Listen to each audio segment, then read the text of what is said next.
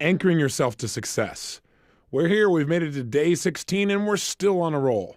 Today, what our focus is going to be on is how to take these rituals for successful living and really install them, if you will.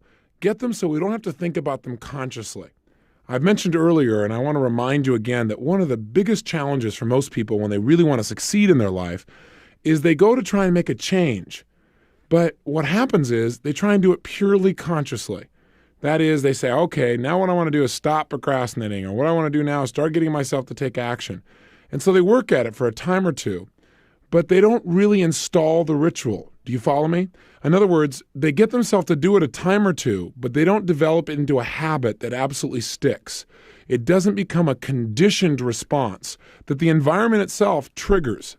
They have to do it themselves. So what we want to learn to do is really use anchoring effectively. So I want to cover about 5 things with us here real quickly. One is just remind you of the fact that you're always anchoring. In other words, your brain is making neuro associations. You're learning to associate things and create meaning out of things constantly. It's happening all the time, even when you least suspect it. And I want you to know then I don't have to teach you how to anchor yourself or anchor other people. I have to make you aware of the fact that you're always anchoring and show you how to take control of it. Now, the second thing I want us to do is review what anchoring is. We've talked about it several times, but let's get clear one more time how anchoring actually occurs. Remembering that repetition, again, is the mother of skill. Thirdly, I want to show you how to take advantage of anchors that are already around you. In other words, there are certain things that already make you feel good automatically. For example, there may be some music that you've got that the minute you hear it, wham, it makes you feel great. Well, once you know that, why not use that anchor to induce the emotions that you want on an ongoing basis? Why not have that tape there? That's an example of making use of anchors that are around you. You know, if you know what they are, you can utilize them and really create the results you want right now. You don't have to wait. You can trigger yourself. Fourth thing I want us to go over today is how to eliminate negative anchors. In other words, if something happens in your world and immediately it makes you feel lousy, I want to show you how to get rid of that once and for all right now, where you can do that in a few minutes. That may be the most valuable thing that you're going to learn in a long time. And finally, how to do what I call a swish pattern, which is a way to program ourselves or condition ourselves or anchor ourselves, if you will, so that we are continually pulled towards our goals without any real conscious effort. In other words, where we develop a new habit of thinking literally without having to do it consciously. Those are my 5 outcomes for today. We got a lot to do in a short period of time, so let's crank. First of all, just remember what we said to start with. You're already anchoring. You're doing it right now. So when I'm describing these things, all I'm describing is what you already do. Step 2 was how do anchors actually occur? Let's remind ourselves. Anytime you're in an intense feeling state, an intense emotional state, anything, I repeat, anything that happens around you consistently while you're in that state gets associated to the state in your nervous system. Are you following me on this? In other words, if something happens and I'm laughing hysterically, and while I'm laughing hysterically, you go, and you keep doing that, making this weird look on your face, pretty soon what happens in my brain is the two get linked up. It's the basic principle we've talked about many times. Ivan Pavlov and his dogs. The dogs are in state of hunger. He rings a bell, rings a bell, rings a bell, rings a bell. While they're in state, pretty soon they become connected in the dog's nervous system, where the state and the stimulus, in this case the bell, are linked. Therefore, in the future, he rings the bell, they go into state. We already talked about examples that commercials use this on an ongoing basis. Most advertisers have learned to anchor us. How do we anchor ourselves? Let's say, for example, somebody goes to a funeral, and it's one of their parents' funerals, let's say their father. Obviously, they're not going to be feeling too terribly good. They're going to be in an intense state of emotion, let's say depression. Now, when that happens, anything that happens consistently, and let me be more specific, anything that happens to this person while they're in this peak emotion called depression, anything that happens that is unique and specific and happens consistently while they're in this state will get linked. So what if a well-meaning person comes up to this person while they're feeling depressed and walks over and taps them up on the shoulder and says, "Hey, John, I know you feel bad, but it'll be okay." And the next person goes, "Yeah, John, it'll be okay," and hits them in the same place a couple times. And it doesn't change John's state of mind or emotion. In other words, John stays in that peak emotion, and this consistent touch happens. What has happened? Well, a negative anchor has been installed. In other words, 6 months might go by, and John will be okay about the situation, and his father passed away, and, he's learned to adjust. But all of a sudden, somebody comes by in a party and goes, "Hey, John, how's it going?" And they hit them in the exact same place, the exact same way. In other words, the same exact stimulus, the same trigger. And within 5 or 10 seconds, what does John feel? Depression. And worse, he doesn't even know why. Has that ever happened to you? Have you all of a sudden felt depressed and not known why? I'll tell you why, because an anchor got fired off. Now you might say, "Well, Tony, nobody touched me." Well, are touches the only kind of anchors you can have? No, you can have auditory anchors. You could have walked in a room and heard some music that you weren't even aware of that's being played low in the background that maybe you associated as something depressing. Or somebody may have looked at you a certain way, that somebody else who used to treat you poorly looked at you, and boy, whammo, that fires off the feeling. Or it can be fired off by a smell. Hey, did you have a smell from maybe your grandma's apple pie or something like that, that whammo, you smell it and you're right back there again? So there are all kinds of anchors, and they're happening all around us again. And I'm saying this because I really want to stress it. Anytime you or anyone around you is in an intense feeling state, and what I mean by that is their body is involved, their whole emotion is really focused, a strong emotional state. Anytime somebody's in a state like that, anything that happens that's unique and it happens consistently while they're in that state will get linked. That means if you're in a really upset state and somebody you love's around, you keep seeing them and that doesn't change your state, and you're upset and you see them, you're upset and you see them, you're upset and you see them, pretty soon seeing them can make you actually feel upset. And that's how a lot of relationships die, by what we call negative anchoring. They have problems in their life. It may not even be with each other. There are all these frustrations and things because of financial problems or because of maybe an upset in the family or something at work, and it gets brought home. And if they don't work hard at reinforcing the positive anchors that made them feel good about each other in the first place, the positive associations, if you will, sometimes the negatives get stacked one after another until a couple starts to say, "Gosh, I want to be with somebody else because when I'm with them, all I feel is good feelings. I don't have all this other burden." And that's how a lot of these relationships break up. You don't want to fall prey to that. You want to start paying attention to anchoring so you can condition yourself to create the results that you want. You might say, "Well, Tony, what do I do if I notice I've got an anchor?" Well, you learn to get rid of negative anchors, and the way to do that is called collapsing an anchor. First, let me say this to you. If you want to create your own anchor, 2 steps. Put yourself in an emotional state that you want to anchor in. In other words, if you want to get anchors where you can trigger yourself to feel motivated, all you got to do is think of a time you're motivated, really get there. And when I mean get there, I mean breathe the way you breathe when you're motivated, go back to a time when you felt motivated, put yourself right at the peak of the moment. And at the peak of that moment, once you're in state, step 2, consistently do something unique and link it to that emotion. So you could be in this emotional state of total motivation and then clap your hands and say yes, clap your hands and yes, clap your hands and say yes, clap your hands and say yes. You do that over and over again, and each time you do it, you make the emotion stronger and stronger. Just by doing that over and over again with deep emotion, that's the key. You got to really have strong emotion. You can't go, yes, yes, yes, yes. That won't do it.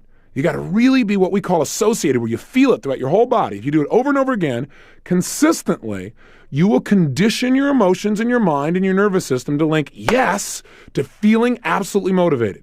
Does that make sense?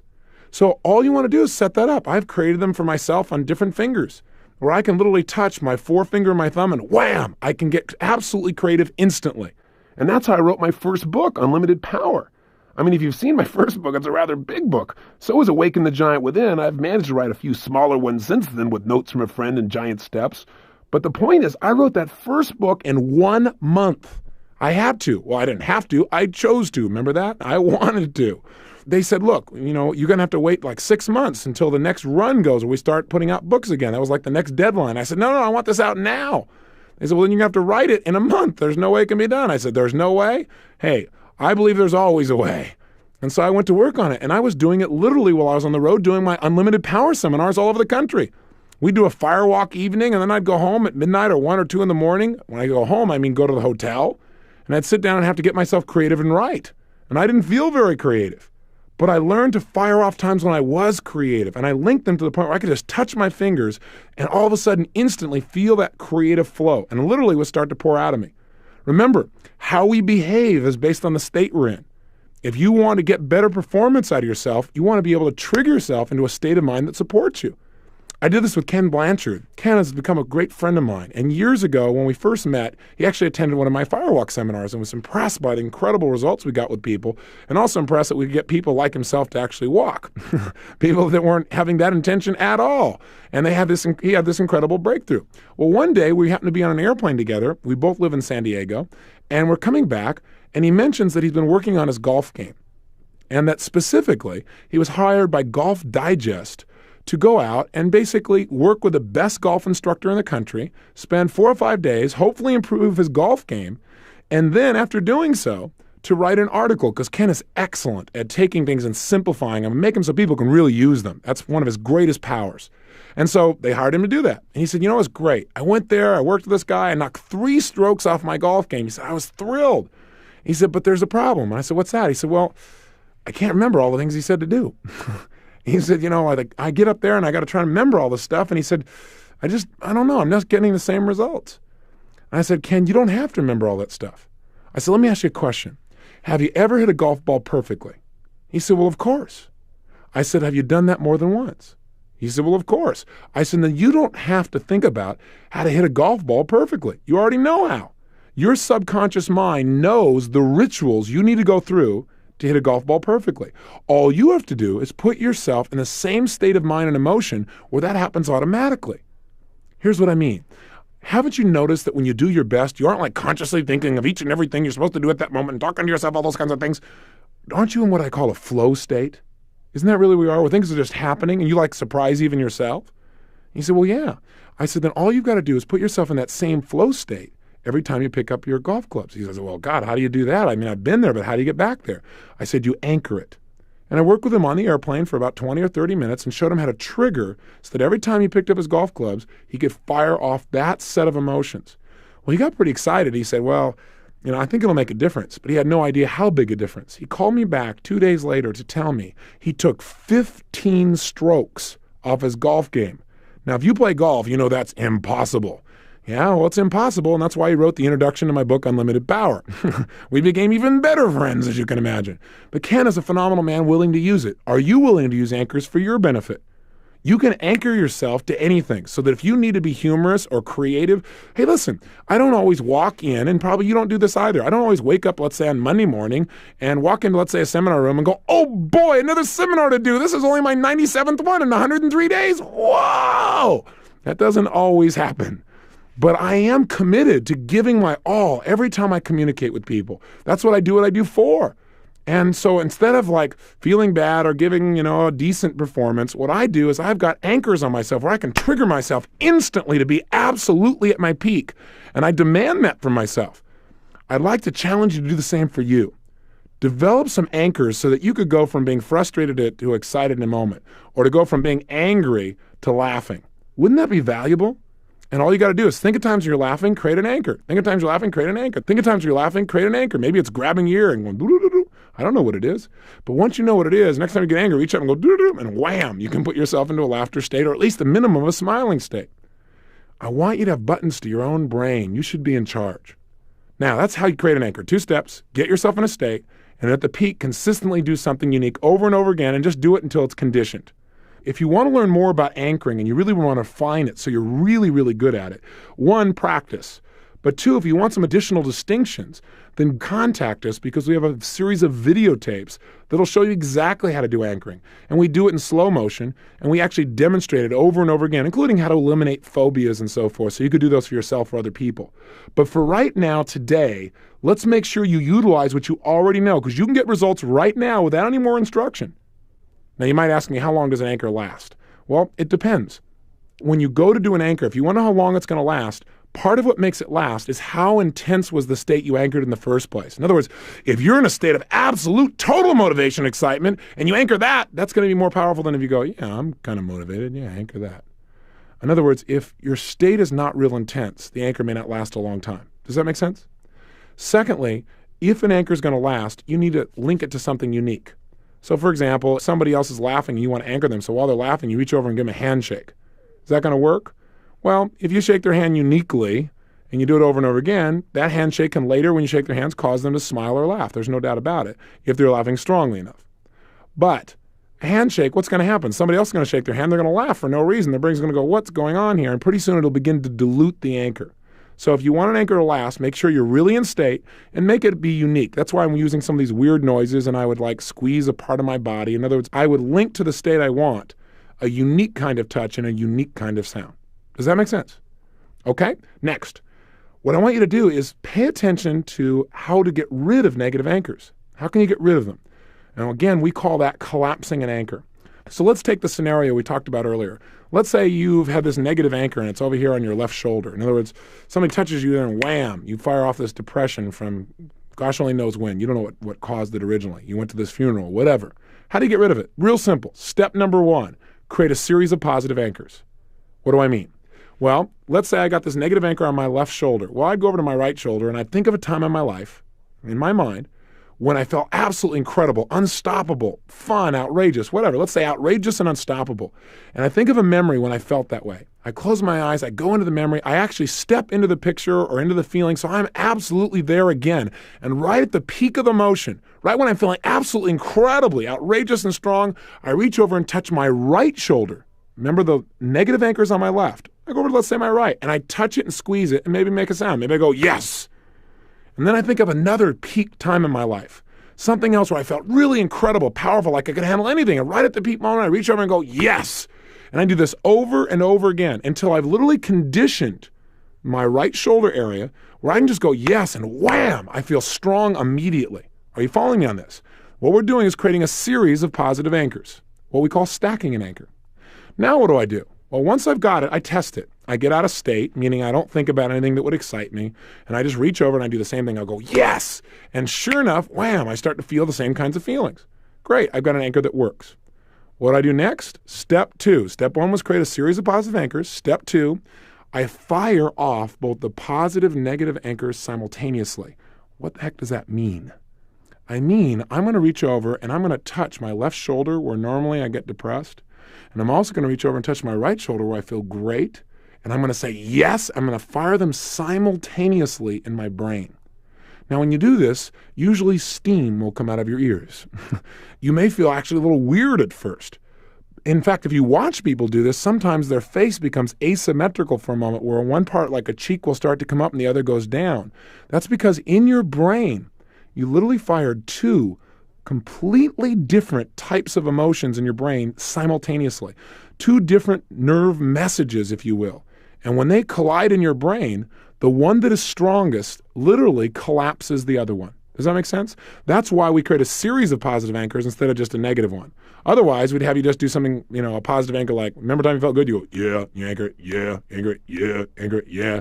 Now, what if you did that? One side is total depression, the other is, yeah, you feel pretty good. You go, wham! Guess what? Now you'd be depressed on both sides. But if you create a series of positive anchors on one side, a series of them, they're really strong, and you now fire them both off, it'll overpower the negative. What does that mean?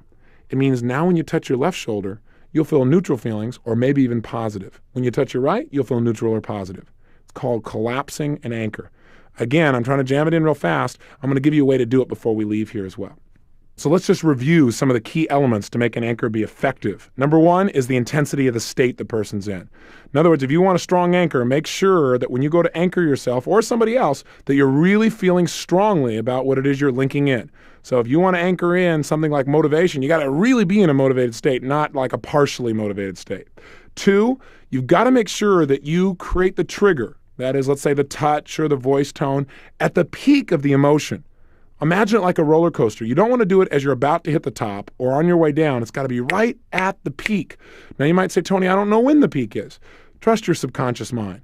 And then if you're not sure, anchor yourself too soon and too often rather than not enough. And you'll get good at it. It's just a matter of conditioning. Just remember, if you ever want to study anchoring, watch any commercial and you'll have great role models to follow where they'll link every kind of emotion you can imagine to a product that has nothing to do with those emotions. It's great examples of how they do it through imagery and sound. They get you to feel a certain way, and right at those key moments, wham, they flash the product over and over again. That's all you're doing to yourself. But notice they work hard to get you in a peak state before they show their product, and they try to do it right at that key moment. Thirdly, is you want to make sure the anchor is unique. In other words, anchoring yourself just by touching your hand with your other hand is not really unique. A handshake is not really unique.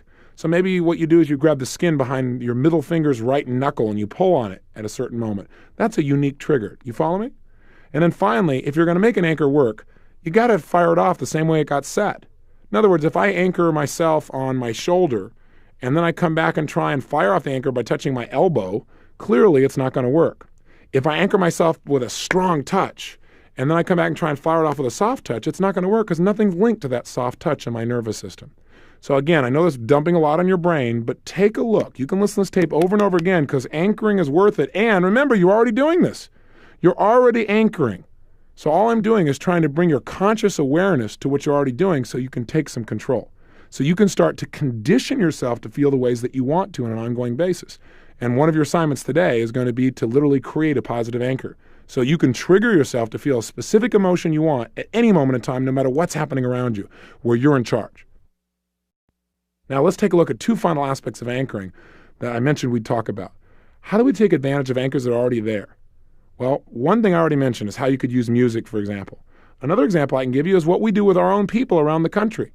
We're fortunate enough to have some really powerful and successful people who represent us and whose job it is to go out into organizations and do talks, free talks in the business community, the purpose of which is to share this technology with people and by our giving tons of value, much more than we expect back, to entice people to come to our actual programs. We do business programs around the country and we have 1,000 to 2,000 people at them. And we fill them with a few key, powerful people who do this for us. Well, doing this day after day, just like anything else, is not always easy. So what we help them to do is to get themselves in state by using anchors that already exist. So we fire off anchors of my own tapes. We use various tools. One of the things we do many times is we get some comedians' tapes. You take Eddie Murphy or somebody that we know that they like, and we have them listen to him right before they go in to speak. Well, what happens is they're laughing and they're in this wonderful state as they walk in. That's totally different than sitting there and putting yourself in a state of, oh my God, will I do well or not? Total different shift. So you can use those kinds of anchors. Or I can give you a good example of how you can use them in business if you're a business person. Anchors are rampant in the business community. There are all kinds of rituals and triggers and protocol. And if you learn to use it effectively, it's amazing the kinds of results that you can produce in a business environment.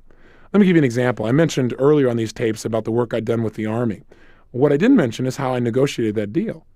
I went in and basically convinced this general that one, that I could at least potentially produce the results I had promised him, and two, that even if I didn't, he had nothing to lose and everything to gain, and that we could create a win-win deal. He decided to go ahead. So he set up a meeting with myself and my partner and the appropriate officers who could work out, the times and the prices and locations and all the other things that would be involved. So what was interesting is we met in this incredible conference room, underground, literally a war room. It was rather dramatic, to say the least, like being in a movie. And this whole thing was set up in this giant horseshoe. And at the front of the table is where the general sits, was his chair, which, by the way, was marked out very clearly. Well, as we negotiated and we came down to price, we kept running into this problem. That is, they didn't want to pay me what I thought I was worth, which was a challenge, especially since I was willing to be paid nothing if I didn't produce the results I promised. But we kept going in this circle. Finally, I came up with an idea. While I was talking, I began to walk around the room, and I began to stop periodically right at the general's chair. Now realize the general's chair is what we call a major anchor. In other words, these people have been conditioned, meeting after meeting after meeting, that anything comes out of that chair, you respond to immediately, instantly, without any question whatsoever. It was an anchor of power. So all I would do is walk around and at certain key moments, stop there and communicate something. And I began to notice that what I thought might be true was true. The ideas I promoted at the moments I was at his chair seemed to get very little or no negative response. Finally, myself and my partner began to alternate our conversation right around the chair, and I sat down in the general's chair and offered at that moment the price that I must have. There was no argument whatsoever. They looked around at each other and said, all right, well, let's just go ahead. That is how powerful anchors can be in negotiations. I want you to know that anchors exist around you all the time. You need to pay attention to them and utilize them. Again, that's what advertisers are doing. You remember the story I talked to you about earlier with Michael Jackson, right? They used him as an anchor to get people in state, and then they transferred his power to Pepsi. Now, as you also know, when it looked like Michael Jackson may have done something wrong, they got rid of him. They didn't want to be associated to him. Now that a lot of people think he didn't do anything wrong, now they're wanting him back again. This is the power of anchors. It's amazing. Now, you can do this to influence your own children, though. You can use the same techniques. Find somebody that they have as a role model and communicate something that this person has said. In other words, say, well, I notice this role model person of yours says you've got to do this, this, and that. And immediately watch what happens. If you're convincing, if you're really certain when you deliver this communication, you may find your children respond very powerfully. Better yet, if you can find an article where they were interviewed and this person they respect says something that you agree with, I would clearly actually show the child that article or show them a copy of a video of that news piece. This has tremendous power to influence. I want you to think creatively. What are some of the anchors around you that you could use to immediately be more effective? If you're in sales, what are some triggers you could have so that when people first meet you, they immediately like you? Do you remember Colonel Oliver North? Do you remember back in those days of the Iran-Contra affair? Did he use anchors in an effective way to influence mass number of people's feelings about him? Hey, statistics showed that before the Iran-Contra hearings, which of course were televised and most of us watched, did you watch them? Before that happened, less than 25% of the United States, depending upon which poll you read, was in major support of him. Within a couple days, it was up around 60% or more, depending upon which poll you read. What was different? Well, I'll tell you one thing that was different.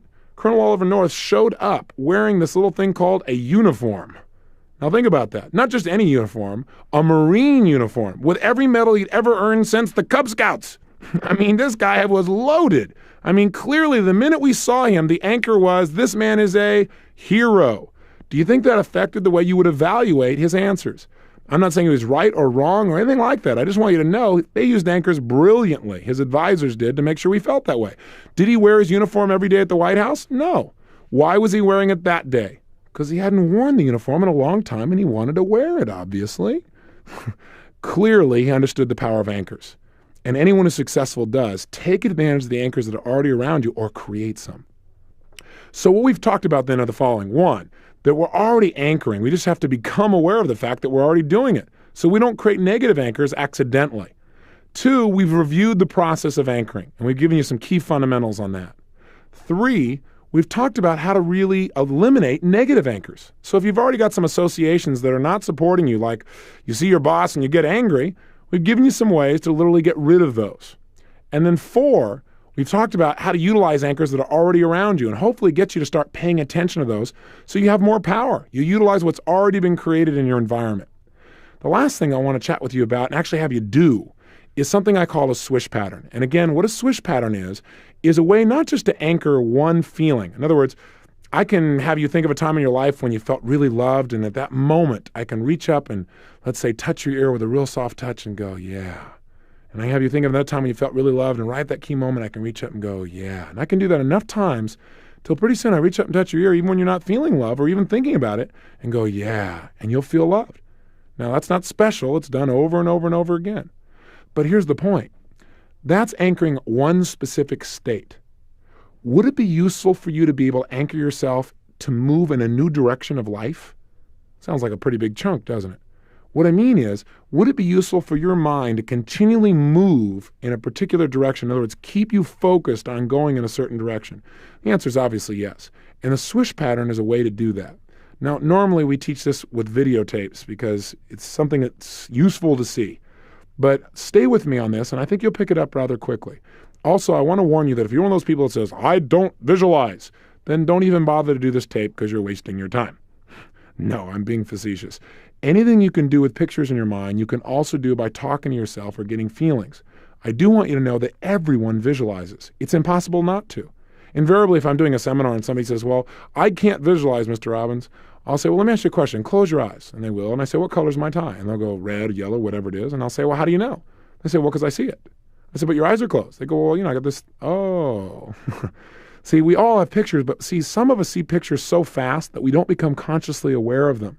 And also a lot of people think that people's pictures in life are like crystal clear, perfect movies with every shade and hue, but mine aren't that clear, so obviously I'm not good at making pictures. Totally false. Most people's pictures are not that clear, although they could be. All you have to do is practice. Now, how do you practice? Well, you don't try and master everything overnight. You take a look at somebody's nose. and you focus just on their nose, not their whole face and body, and you look at it, and then you close your eyes, and then you pretend that you're seeing it in your mind. Don't actually see it, because then you'd be visualizing, we'd already be done, so don't do that yet. Actually look at their nose, close your eyes, imagine you're seeing it, open your eyes, see the nose, close your eyes, imagine you're seeing it. You do it over and over until pretty soon you're opening and closing your eyes so fast, bam, bam, bam, bam, bam, back and forth, that your brain doesn't know when you're actually seeing it and when you're making it up. Pretty soon you'll get good at seeing the nose. You'll close your eyes and just be able to picture the nose. Then do nose and eyes. Then nose, eyes, and mouth, and face, and expand until you can see the whole person. If you do that for 10 minutes a day, for 10 days, you cannot believe after 10 days how good you'll be at visualizing. It's like any other muscle. It needs to be developed. And that's how you do it, is through use and practice. So right now, let's just do this thing called a swish pattern. And again, there are lots of ways to do it. I'm going to use the one that uses pictures because it's quick and we're running out of time. So let's do the following. 1, I want you to think of a negative ritual you partake in. What do I mean by that? I mean, what's a behavior or something that you do, a lot of the times, and it really bothers you. You don't want to do it anymore. Well, here's what I want you to do. I want you to close your eyes, and again, it's useful if you're not driving when you do this. Okay? So this is something that if you're driving your car, now's the time to pull your car over or stop the tape until you park.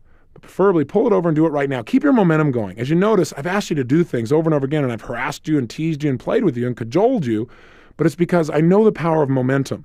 Don't just stop the tape and say, I'm going to do something later. Ideally, just pull over right now. It's only going to take 5 minutes, and do it. Have some fun. Besides that, people driving by will have a good time laughing as they wonder what you're doing. Now, here's what I want you to do. With your eyes closed, I want you to imagine the behavior you want to change and make a picture of it. So for example, let's say picture yourself procrastinating, what you look like, how you behave, the very beginning of the pattern. Okay, and get a picture of that in your mind. Picture of yourself about to procrastinate, or if you pick something else, let's say about to bite your fingernails, where you actually see yourself about to partake in that behavior. Now, obviously, before we even do this, I hope you've decided that you're tired of this behavior, that it's something that you associate more pain to doing it than changing it. In other words, you want to change it now. Make sure you got some leverage on yourself.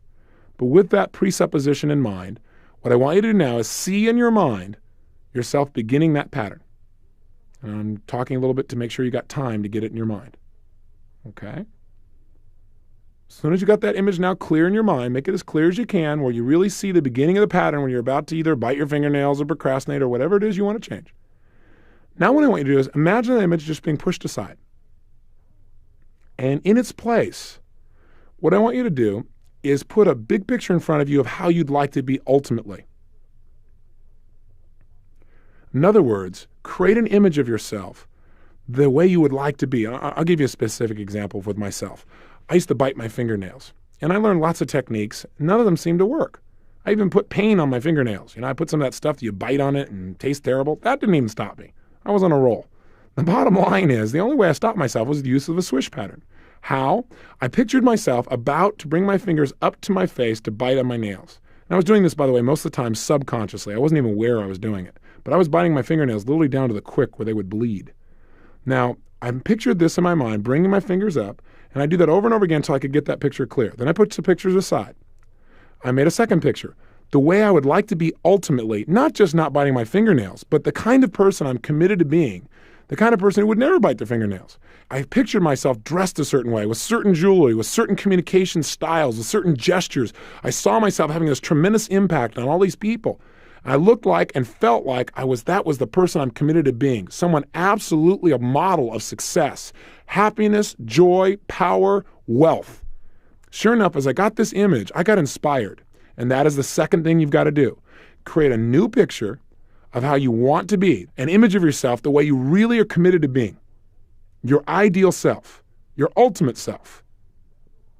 So, 2 steps so far. Step 1, you get a clear picture of the behavior you want to change, and you get it where you see it about it to happen. Now that you can create that picture, put it aside. Second picture you made is how you absolutely are committed to being, your ultimate self, your ideal self, how you'd behave, and make that picture something that would inspire you. In other words, it's the kind of person you want to continually move towards, no matter what you're doing, even when you're not thinking about it consciously. So after you've established these 2 pictures, what do? Well, we want to condition your brain so that the old behavior, the beginnings of it, like for me, starting to bite my fingernails, will trigger a new behavior that empowers you and actually doesn't just change the habit, but enhances your life in many ways. How do we do that? Well, it's a matter of positioning and repetition. Let me tell you what I did to give you an example. I took this image of myself biting my fingernails, the behavior I wanted to change, and I made that picture really big and I put it right in front of me where I could see it. Then what I did is I took this picture of the kind of person I was committed to being, the ultimate Tony Robbins, and I took that image and made it small and tiny and imagined putting it behind the big picture and making it part of a slingshot and literally pulling it back, in other words, further and further away from me. But as it got further and further back, it got smaller and smaller, and I felt like there was tension connecting the two. And at the last moment, I literally let go of that picture. I let go of the positive image of myself. And what happens is it came screaming in, getting bigger and bigger and bigger, and wham, exploded through the old picture into my mind. And you go, well, what in the world are you talking about, Robbins? Here's what I'm saying. You do that over and over again. What you're saying to your brain is, see this? This thing I don't want to do? Whap, boom, do this. See this? Wham, do this. See this? Wham, do this. See this? Wham, do this. And you do it over and over and over. Now, each time I did it, I made a weird noise. You go, what's the weird noise? I said, whoosh, whoosh, whoosh. Now you go, well, that sounds like a real technical approach, Robbins. Maybe even a bit juvenile. The point is, by making the sound, I was putting my physiology, my body, into an excitable state. So we call it a swish pattern or a whoosh pattern.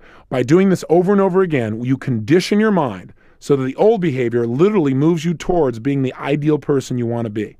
So with myself, I did it over and over and over again until pretty soon, literally, if I started to bite my fingernails, my brain would immediately push that picture away and see me being the ideal person who had perfect nails, great jewelry, great communication skills, great person, and it chunked up. I know those things aren't supposed to connect, but your brain doesn't work logically. And my brain said, hey, I'm this kind of person. I don't bite my fingernails. I don't do any of it consciously. By doing it over and over again, it literally stopped my fingernail biting. How often? I did it about 25 times as fast as I could, where each time I felt the picture breaking through and I saw myself as being the ideal person each and every time, and I felt the joy of that. And I did it for 25 times. For a couple days, I didn't bite my fingernails at all. In fact, a couple times I noticed my fingers coming up to my mouth, where normally I wouldn't have noticed anything. See, my brain became sensitized. One time I actually started to bite it. Now my brain could have said, oh my God, that's failure. This stuff doesn't work. That'd be pretty stupid, wouldn't it? All it says is I need to condition it a little bit more. So I did 25 more of these things, and I've never touched my fingernails since. I mean, it literally can be that strong for you if all you do is do it through repetition and, again, speed. It's important you see this, wham, do this. See this, wham, do this. The speed is what's most important, and that you really feel the breakthrough each and every time. Does that make sense? Let's do some, and we'll finish up this session. 1, put in front of you the picture you want to change, maybe the picture of you beginning to procrastinate. 2, take the image of your ideal self, the one that inspires you, the kind of person that would never procrastinate in a million years. That make it happen type of person. Take that image, make it small, and literally with your hand, pull it back behind the other one and feel as if there's tension there. That's right, like it's a slingshot. When I say now, you're going to let go of it and actually feel it come through and break through. And while you do it, you're going to say whoosh. Actually, you might even bring your hand forward with it, actually as if it was breaking through. So you can feel the breakthrough. See and feel yourself being your ideal self, and then we're going to do it again. Bring back the old image, the behavior you don't want to have happen, make it big and bright in front of you. Take the way you want things to be and make it small and dim. Pull it back, and remember, when you let go, it's like a slingshot. It gets bigger and brighter, and it literally bursts through and destroys the old picture, and in its place creates this new image of how you want to be, and you see and feel the breakthrough as if it's real in your body right now. Ready? Do it again. Ready? Whoosh. Okay? Do it again. Bring back the old picture, small picture in the back. Ready? Go. Whoosh. Actually feel the victory each time. Ready? Do it again. Whoosh. Do it again. Faster. Whoosh. Do it again. A little faster. Whoosh. Do it again. A little faster. Whoosh. Stop. Now I want you to do this 5 times in your head as fast as you can. I'm not going to say anything. You just do it 5 times. Each time feel the breakthrough. Go for it. Should be good. Make sure you feel the breakthrough. Excellent. Do it again. Good. Make sure you do it at least 5 times. Faster. Each time do it faster. You can do it more than 5 times. Great. Now you should have done it by 5 times, at least by now. Now try something now. Think of the old behavior and tell me what happens in your mind. If you've done it fast enough, either you won't get back to the old image or you'll just get the whoosh. You'll get the image or the feeling of that. All you have to do is do this rapidly. So here's your homework for today. Number 1 homework for today is this. I want you now to stop and pick an emotion that you'd like to be able to have literally at your fingertips. Again, whether it be motivation, passion, excitement, happiness, curiosity, confidence, creativity, and I want you to anchor it in. How are you going to do that? 1, you're going to decide the emotion. 2, you're going to get yourself back in times when you really felt that way. And 3, you are going to link that feeling to something. Snap of your fingers, the making of a fist, clapping your hands and saying yes, something. You do it over and over again until when you do it, you can condition yourself and you'll literally feel the way you want to feel. You follow me?